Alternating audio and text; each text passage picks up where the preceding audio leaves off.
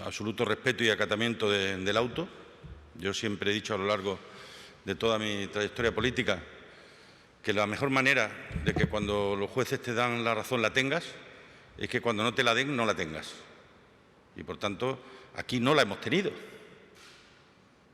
porque lo de hoy no era una sentencia, era un auto para ejecutar una sentencia.